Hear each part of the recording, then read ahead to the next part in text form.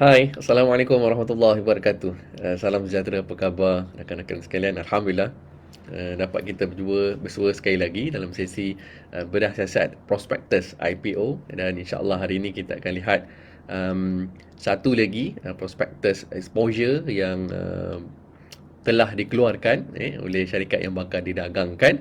Dan untuk hari ini kita akan lihat syarikat yang kedua daripada list prospectus exposure di Securities Commission punya website ni, okey, iaitu syarikat UMedic Group Berhad. Okey, so inilah salah satu syarikat yang telah mengeluarkan exposure prospectus IPO-nya, okey, dan kita insya-Allah akan go through sama-sama hari ini. Okey, so seperti biasa sebelum bermula, kongsikan video ini kepada rakan-rakan, kaum keluarga dan kenalan anda, sama ada di Facebook, di Telegram ataupun di WhatsApp group. Okey.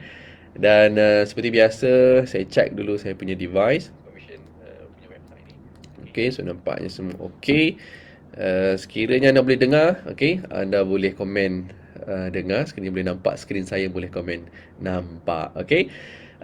Dan sebagai disclaimer sebelum kita bermula, sesi ini tidak memberikan sebarang buy call, tidak memberikan sebarang sell call, dan tidak memberikan sebarang nasihat pelaburan. Okay, so sebarang risiko pelaburan adalah di atas risiko masing-masing. Sekiranya anda memerlukan nasihat pelaburan, dapatkan daripada mereka yang bertauliah dan juga berlesen. Alright, so mari kita mulakan.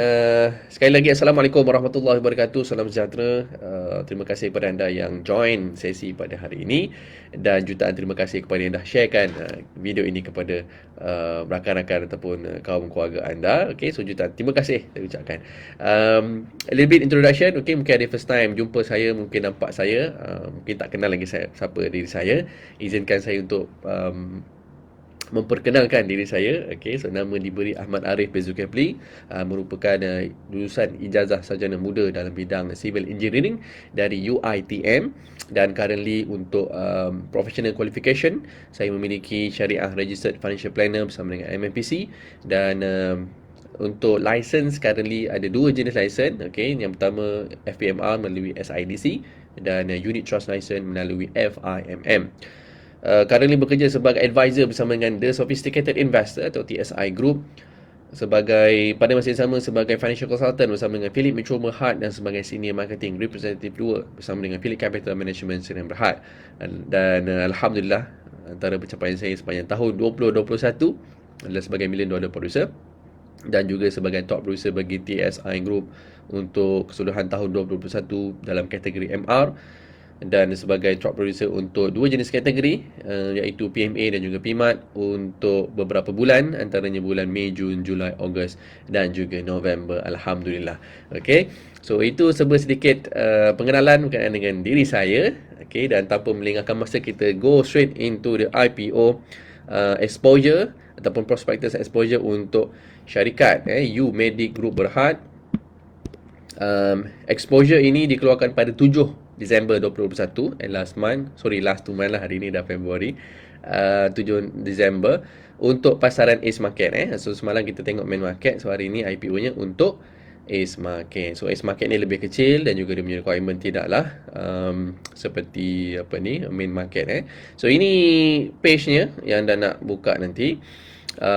Untuk download dia punya prospectus. Okay, so just pergi kat bawah sekali dan klik untuk download dia punya prospectus, dan dia akan keluarkan untuk anda. Ataupun anda boleh klik dekat bahagian mana yang anda nak lihat sahaja pun boleh juga. Okay, alright, so ni muka depannya prospectus IPO UMC ataupun UMedic Group Berhad. Dekat front page kita nampak tajuknya Initial Public Offering. Okay, untuk syarikat UMedic Group ataupun short name UMC di pasaran Ace Market dengan jumlah units yang dia nak offer pada untuk IPO adalah sebanyak 97,224,300 units dikira dalam units. Pecahan-pecahannya di sini untuk Malaysian Public, untuk eligible directors, employees dan juga business associates. Kemudian yang satu lagi melalui private placement. Okay, so manakala untuk harga masih belum dimuktamadkan lagi berapa harga sesaham bagi UMC ini. Okay, so sama-sama kita nantikan apabila dia keluarkan harga target price ataupun dia punya exact ataupun actual price nanti. So masih ada dua benda yang perlu kita tahu. Pertama, price berapa per unit, dan secondly, bila dia akan didagangkan. But prospectus ini valid I think around 6 bulan. So kita boleh target lah mungkin around this year. Kalau tak pun mungkin dia ada extension, dia buat lain. Tapi dia perlu update lah dia punya prospectus ini. So ini principal advisor, sponsor and sole placement agents, iaitu Alvin Huang.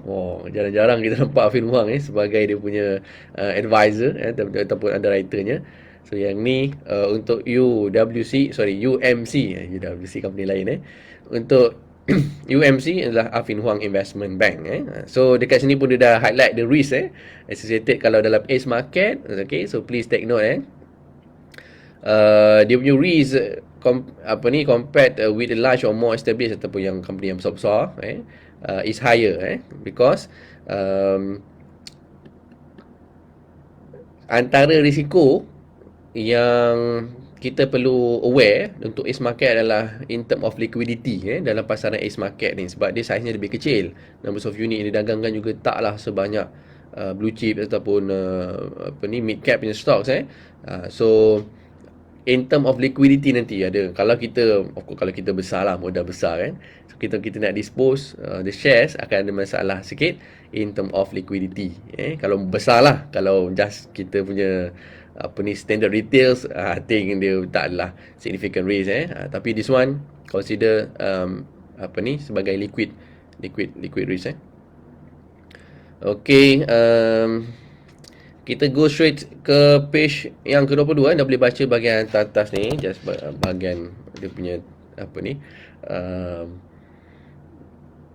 intronya. Okay, tapi kita nak go straight into the corporate directory. Okay, dia bagi kat atas ni on the board of directors bagi syarikat ni. Dah boleh baca siapa namanya, jawatannya, okay, dan juga address dia bagi sekali. Kemudian kita nak tengok di mana syarikat ni didaftarkan ataupun dia berniaga kat mana. So company secretary Oi Yong, okay. Registered office ni di Georgetown 39 Irving Road, okay, di Georgetown, Pulau Pinang. So syarikat ni dia beroperasi di Pening so Pening geng-geng nasi kandak ni okay. So head management office juga di Pening, tapi locationnya di Taman Penerusian Batu Kawan so ini kawasan yang famous untuk kilang-kilang dan sebagainya lah So ada dua office satu registered, satu head ataupun management office-nya. This one on the principal advisor, sponsor and sole placement agent and sole underwriter, iaitu Alvin Huang tadi. Auditors the BDO PLT, solicitors, independent market research by Protege Associates, share register, boardroom, share registrars, issuing house, Malaysia issuing house Sdn Bhd, dan listingnya di ACE market di Bursa Malaysia. Okay. Cuma untuk status syariah, okay, masih belum dikeluarkan lagi. Saya pun tak nampak lagi dia punya status. So mungkin bila dah nak listing nanti kita mungkin boleh dapat lah antara beberapa syariah advisor yang boleh keluarkan dia punya acknowledgement berkenaan dengan syariah status Contohnya macam Bank Islam antara yang cepat, ataupun Elza dia juga, ataupun SC sendiri dia punya SAC dia. So nanti kita nantikan. But based on business, saya tengok tadi business ni adalah business bukan alkohol ke, bukan tawako ke, benda-benda yang bukan yang non-syariah lah. Okay, but it depends on dia punya pinjaman juga, berapa peratus daripada interest income ke, ataupun perolehan-perolehan yang tidak syariah tu ada certain percentage yang dia kena qualify. Okay. Alright, page ke-26 kita boleh nampak on the allocations. Okay, allocation saham ni boleh nak bagi berapa kepada setiap individu ataupun kategori lah kita panggil kategori shareholder. Yang pertama Bumi Putra, allocationnya adalah 2.5% sahaja. Untuk non-bumi yang selebihnya lah 97.50. Okay, so Malay Bumi nampak 2.5 sahaja, meaning unlikely akan ada MITI punya application lah. Okay, so ini based on balloting. So ni untuk EIPO lah yang kita apply secara online tu. MITI mungkin tak ada yang untuk pasaran Ace Market ni. So the rest yang ni combine lah sama ada Boomi ke. Dia tak ada special allocation yang macam biasa. MITI is 12.5%. So ini just general 2.5 yang balance secara online nanti. Okay. Itu bahagian allocation bagi ke kategori. Dan juga of course dia bagi juga kepada dia punya employees melalui pink form allocation ni. This one untuk pink form dan private placement untuk certain investor. But this one bukan private placement yang melalui MITI lah. Kalau MITI tu I think dia akan mention melalui MITI. Bahagian page ke-29, okay, inilah dia punya structure company UMC, bawahnya ada subsidiaries. Ada beberapa subsidiaries. Kemudian dekat sini dia punya principal activities. Apakah bisnes yang dijalankan oleh syarikat UMC? Ini penting kita nak faham. Sebab kalau kita melabur saham, sebenarnya kita melabur dalam bisnes. Dalam company tu dia ada bisnes dia, ada perniagaan ni. So kita nak tahu apakah bisnes yang dijalankan. Okay, pertama adalah marketing and distribution, iaitu marketing and distribution of various branded medical devices and consumables. So basically dia terlibat dalam bidang medical devices, iaitu memasarkan dan juga termasuk juga untuk manufacturing, developing, manufacturing dan marketing of medical consumable. So ini adalah principal ataupun core business dia. So dia terlibat dalam medical devices and consumable. Produk-produk dia macam ni, contohnya patient monitoring, MRI, compatible patient monitor, AED, general anesthetic machine, ventilators dan lain-lain. Okay. Yang untuk manufacturing pre-filled humidifiers. Dia punya customer, siapakah pelanggan-pelanggannya? Antaranya private and public hospital, ada healthcare services provider and non-hospital. Okay. So untuk lebih detail, yang ini just bahagian summary. So kita pergi detail sikit berkenaan dengan bisnes, kita nak faham ni. Sebab tu yang tadi tu macam simplified dia tu dah ringkas sangat. So kita nak faham sikit background dia macam mana. Okay, so ni introduction company-nya. Okay, principally involved in marketing, distribution and manufacturing of medical devices as well as provision of after sales services. History dated since 8 November 2002. Okay, sejak 2002 lagi dia telah tubuhkan through the incorporation of UMedic, formerly known as UWC Healthcare Sdn Bhd. Okay, was previously involved in the marketing and distribution of medical supplies and dental related products and devices such as dental handpieces and local anesthetic delivery system. Okay, so dulu terlibat dalam bidang dental dan juga anesthetic delivery system. For this purpose, we set 2 marketing distribution officers located in Bukit Minyak, Penang and Kuala Lumpur to serve the dental clinics within the northern and central regions of Peninsular Malaysia respectively. Okay, so asal usulnya bermula dengan dental dan juga anesthetic system and delivery system. Tahun 2003, okay, ni perkembangan dia bagi tahun by tahun. Okay, tahun 2003, 2004, 2010 terus setiap tahun dia bagi, tapi saya nak tengok the latest perkembangan tahun 2021. Okay, kita 21 apa dah register. In 2021, we relocate our operations to our new office and factory building in Batu Kawan Land. We expanded our ventilators offering to include mid-range neonatal ventilators in response to increased demand due to the COVID-19 pandemic. In the same year, we expand our overseas market coverage by supplying HydroX series pre-filled humidifier to Bahrain and Brazil. Okay, we have developed our HydroX series inhaler spacer during the same years. Okay. So ini perkembangan yang terbaru untuk tahun 2021. Manakala perkembangan tahun by tahun dah boleh baca sendiri lah sebab banyak kat atas ni. Okay, so ini untuk yang terbaru untuk 2021. Dia dah buat kilang baru. Kemudian dia offer untuk ventilator system dan juga dia start export ke pasaran Bahrain dan juga Brazil. Okay, so itu sedikit background. Yang bawah ni dia punya milestone dalam bentuk ringkasan. Okay, dah boleh go through. Ni tadi dia punya principal business, kita dah tengok kat atas. Okay, ni produk-produk yang dikeluarkan, gambar dia. Ni untuk MRI, compatibility, defibrillator, AED. Ni semua doktor ni lah mungkin familiar dengan benda-benda ni.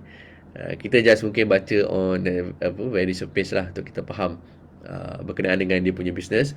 General anesthetic machine, ventilators, maternal and infant care. Okay. baby incubator, shelter, dan lain-lain. So banyak juga produk medical devices dia. Okay, nebulizer punya set pada ini manufacturing dia hasilkan prefill humidifier. Okay. Ini pecahan dari segi business operation dia. Okay, dia pecahkan kepada 3, medical devices, medical consumable dan juga others.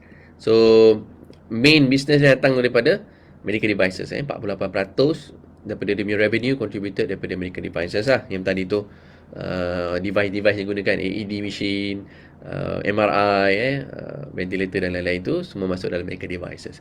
Medical consumable contribute 17.83 yang tadi tu. Tapi humidifier tu kan, pre-filled humidifier tu 17.83% contributed untuk dia punya revenue. Manakala others contribute 12.35.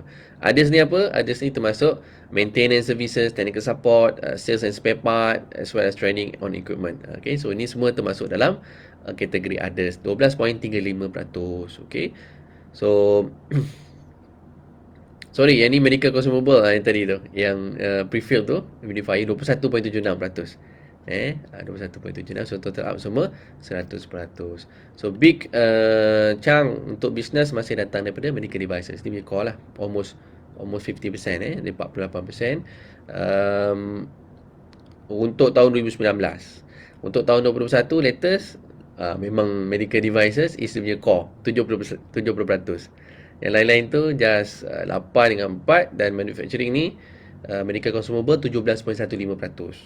So year by year medical devices dah jadi dia punya core business. Dan dengan revenue-nya 34.1 juta. Pasaran lokal paling besar untuk tahun 2021 iaitu 83%.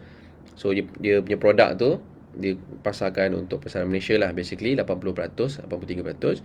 Untuk overseas ada di Asia Pac 10%, Americas 2.27%, di Europe 2.57%, Middle East 0.87%, Afrika 0.56%. So total untuk overseas market 16.29%, which is actually menurun year by year. So 2019 lebih banyak 21%, 2020 18%, untuk 2021 semakin kurang 16.29%. Tapi revenue meningkat lah.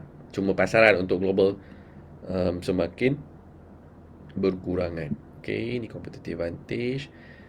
Kita balik kepada summary tadi kat atas untuk kita mudah melihat dia punya financial. Kita nak tengok bahagian financial.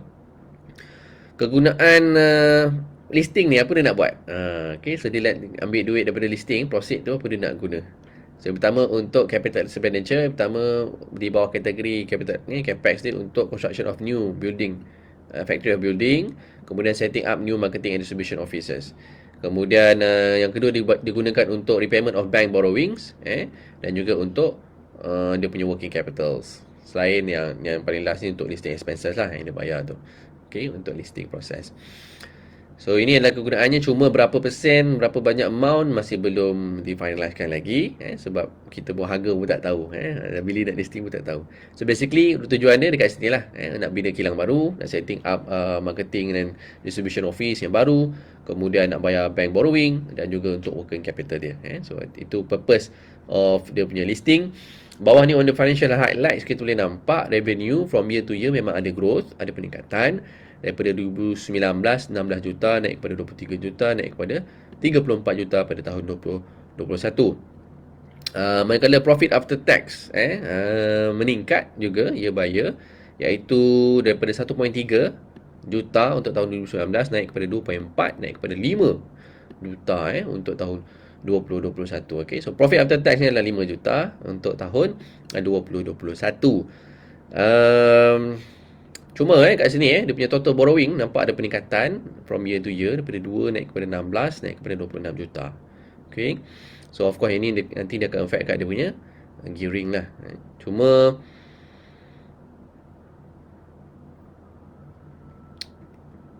satu lagi dia bagi profit after tax margin. So margin kat sini 8, naik ke 10, naik ke 14. So latest profit after tax margin adalah around 14.91. Okay, ada peningkatan lah, kat sini ada growth lah dari segi profit after margins. EPS of course akan meningkat according to dia punya profit. So gearing lah nampak kat sini, daripada sini naik sudden 2.46 dan kadang ni 1.67 untuk dia punya gearing ratio. Alright, apa lagi kita boleh nampak kat sini? Bahagian business kita dah cover basically tadi. Bawah ni semua on the directors punya profile, dia punya kepentingan dalam syarikat-syarikat lain dan sebagainya, top management, anda boleh go through. Saya nak jump straight into dia punya independent market research yang dikeluarkan oleh Protege. Okay, pada page 165. This is on the independent market researcher punya reports dia keluarkan. So kita nak tengok dia punya industri. So how big is the industry and what is the estimation untuk industri ni nanti. So ini just a little bit introduction berkenaan dengan healthcare industry. Okay, healthcare industry ada banyak. Ada services provider, healthcare manufacturer, introduction untuk level healthcare ada primary, secondary care, tertiary care dan quaternary care. Okay, bawah ni kita dapat lihat satu figures on the total healthcare expenditure di Malaysia. So market ni mungkin cover untuk Malaysia saja. Di Malaysia untuk tahun 2019 healthcare expenditure adalah 64 bilion ringgit. It's increase of 6.6% daripada 2018. Hanya pada 60.3 saya tak boleh nak highlight. So 60.3 naik kepada 64.3 bilion untuk daripada tahun 2018 ke tahun 2019. Ini total healthcare. Public healthcare system expenditure accounted for 33.7 billion of the total healthcare expenditure, while the private healthcare system accounted for 30.6 billion. So public paling banyak 52%, private 47.5%. So tapi tak jauh beza lah. Almost dekat juga lah gap situ. Dia tak adalah difference huge amount, public dan juga private. So dari segi CAGR 2015 ke 2019 peningkatan 6.4% dia punya CAGR untuk 5 tahun ni. Okay, 6.4% CAGR year by year. Kemudian dari segi hospital peningkatan 2015 ada 335 hospital. Yang 152 adalah public, 183 private. Oh, okay. So private hospital sebenarnya banyak kat Malaysia. Saya pun baru tahu, ingatkan public. So private ada 183 2015. Untuk tahun 2016 total hospital ada 362. 154 the public, private naik pada 208. So ada pertambahan yang banyak dekat private hospital. Okay. Numbers of hospital beds juga meningkat.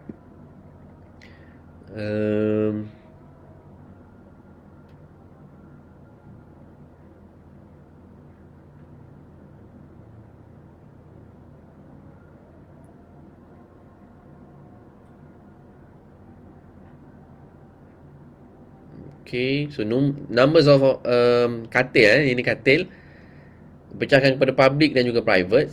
Okay, tapi kita tengok total lah sebab dia supply kepada dua-dua. Bisnes yang UMC ni dia supply kepada dua-dua, private dan juga public. So 2015 ada sekitar 58,000 katil. Untuk 2019 dah jadi 63, 457,000 katil. Ini bilangan katil. Okay.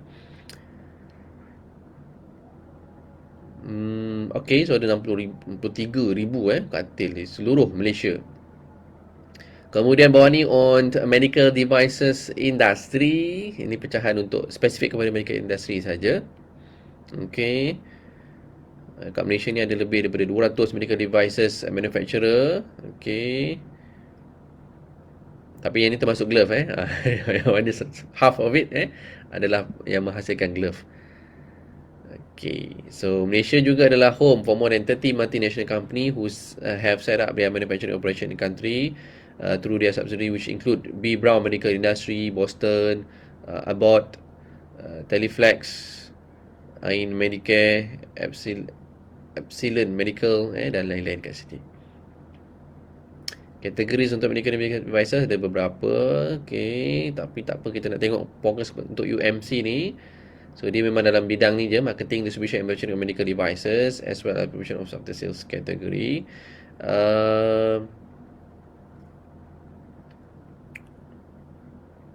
Ni jenis-jenis medical devices, ada low, moderate and high. So of course bidang ni dikawal selia oleh pertama di bawah Ministry of Health lah, tapi di bawah Medical Devices Authority.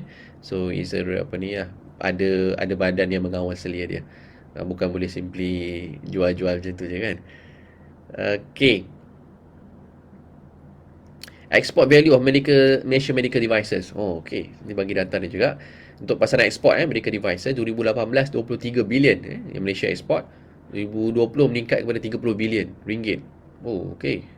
Banyak juga Ini semua untuk pasaran ekspor medical devices.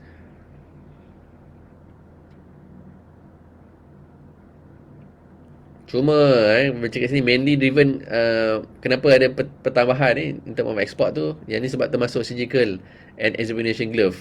Okay, so glove kita memang banyak lah, kita antara export terbesar kat dunia pun pasaran glove ni. So sebab tapi dah termasuk sekali, so big chunk daripada export tadi tu datang daripada glove segment. Okay, bagi growth, market performance and growth forecast. Okay, dia bagi kat sini market size untuk medical devices industry in Malaysia. So dia bagi data since 2019, 2020 dan forecasted hingga 2025. So kalau kita lihat yang latest untuk 2020 adalah 10.09 bilion ringgit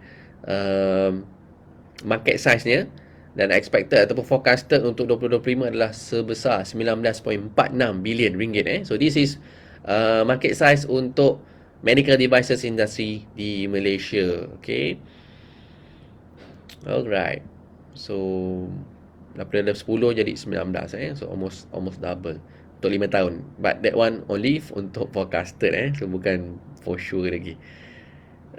Okay, yang lain-lain ni semua on the perkembangan masa COVID. Of course lah kena banyak guna waktu tu keperluan untuk medical devices. Kemudian bahagian competitive analysis, this is antara manufacturer and distributor dekat Malaysia. B. Brown tadi tu, Boston, Deep Tech, Ideal Healthcare dan lain-lain. Comparable marketplace. Okay, so kita nak tengok competitor ataupun dia punya peers. Cuma dia tak ambil semua sebab dia listkan kat sini kriteria untuk dibagi comparison. Yang pertama, company tu mestilah involved in marketing, distribution and manufacturing of medical devices. Yang kedua, recorded revenue between 15 million and 45 million based on their respective letters publicly available financial information. So, dua kategori ni. Dia tak ambil semua lah. Kalau ambil semua mungkin banyak sangat So, dia ambil yang spesifik involved dalam dia punya business. Dan kedua, dia punya revenue daripada range 15 juta ke 45 juta sahaja. Okay. So, antara kompetitor yang dia letak kat sini ialah, ataupun dia punya peers adalah Insan Damai, LAC Medical Suppliers, Sheila Asia Pacific, Triker Corporation dan juga T-Farm Medical Sdn Bhd. Okay, so pecahan dekat sini kalau kita nampak in term of revenue, so yang ni UMC latest 34 juta. Dia yang second tertinggi, yang paling tinggi lah LSC Medical Supplies in term of revenue. So yang pertama kita tengok revenue. So yang lain tu 23 juta, 21 juta, 19 juta dan 15 juta. Okay, in term of profit after tax. Okay, so profit after tax paling tinggi ialah UMC kat sini, 14.9 juta bagi tahun kewangan yang ini untuk financial year Julai 2021. Okay, untuk syarikat LSC Medical tadi, walaupun dia punya revenue tertinggi, tapi dia punya profit adalah 1.5 juta sahaja. Oh sorry, bukan juta. Yang ni persen 1.5%. Kita tengok kat sini profit after tax. Okay, yang ni dalam figure juta, 5 juta. UMC 5 juta profitnya. LSC 646,000 sahaja. Okay, so masih tinggi UMC. Cuma data untuk LSC ni adalah tahun 2019. Yang tahun 2020 ataupun 2021 tak ada. Ataupun dia tak bagi yang tu lah. So yang ni data untuk 2019. Manakala yang lain-lain, okay, ada around 1 juta, yang ni 1.5 juta dan 100,000. Okay, so ni antara peers. Sebab ni selection of peers itu based on this criteria, dua kriteria. So bukanlah kata tak ada company lain, ada still ada company-company lain but based on these two criteria dia masukkan dia punya competition ataupun comparison untuk company UMC ni dengan this company sahaja. Sebenarnya ada juga listed company pun ada yang supply medical devices ni. Cuma dia tak masuk dalam kategori ataupun dalam kriteria yang dia letakkan tadi. Bawah ni on the demand population of growth aging population, demandnya high independence of NCD, increase number of admission. Okay, anda boleh baca dengan lebih details berkenaan dengan NCD kat sini, operation, admission. Okay, government support for medical devices, lain-lain. Prospect outlook for medical industry Malaysia. Okay.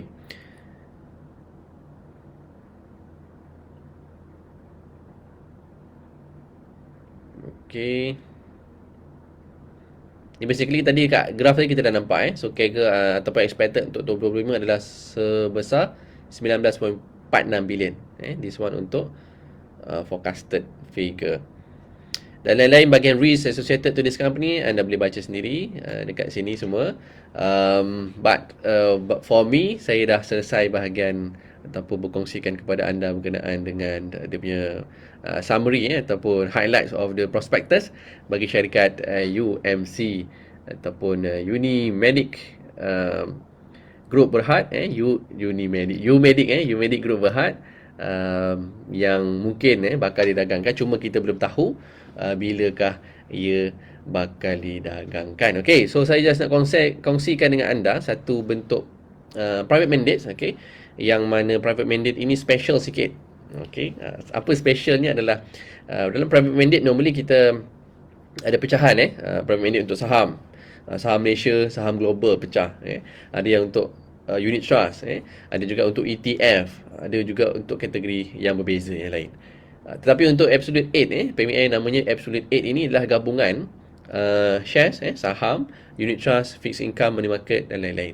So dia combine all the punya apa ni kita panggil sebagai investment vehicles regardless of shares, unit trust ataupun fixed income ataupun money markets, dia combine all together. So meaning dia punya fund manager ada more flexibility untuk manage investment bagi clients. Okay, sebab dulu kalau mandates ni adalah saham, so fund manager tak boleh masuk dalam unit trust sebab mandate yang kita bagi ialah untuk dia berlabur dalam saham. Kalau saham global je, tak boleh nak masuk saham Malaysia je.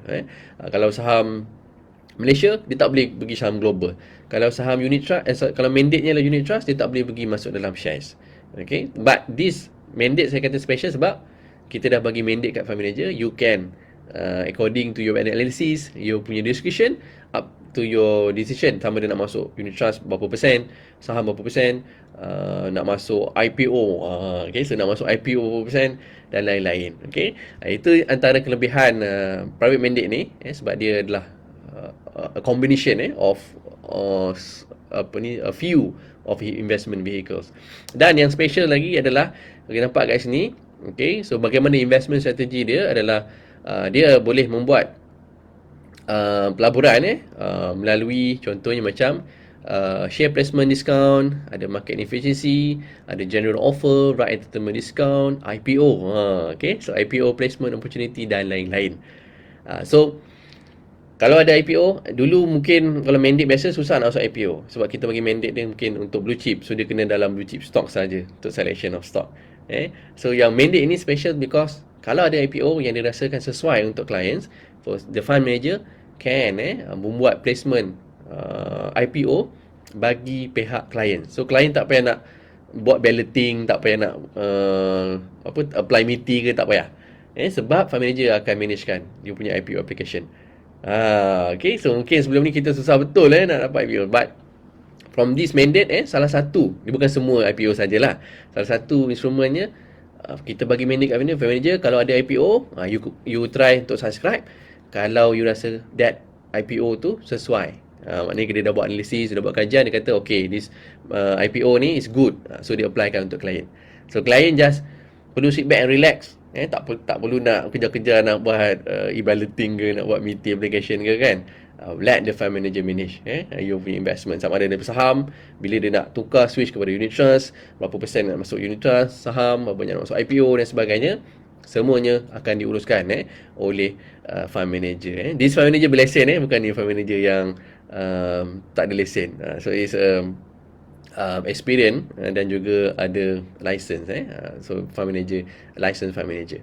Alright, so sekiranya ada berminat untuk dapatkan maklumat dengan lebih lanjut berkenaan dengan private mandate ni, yang special ni, anda boleh hubungi saya, sama ada boleh PM ataupun boleh contact link yang saya berikan, dan boleh dapatkan penjelasan dengan lebih lanjut. Okay, so sehingga sini saja perkongsian saya pada hari ini. Thank you so much kepada yang join dan juga jutaan terima kasih yang dah kongsikan video ini. Okay, kepada anda yang belum kongsikan, please share this video agar lebih ramai rakan-rakan kita yang dapat awareness berkenaan dengan pelaburan saham yang sah dan juga patuh syariah. Saya akhiri dengan Assalamualaikum warahmatullahi wabarakatuh.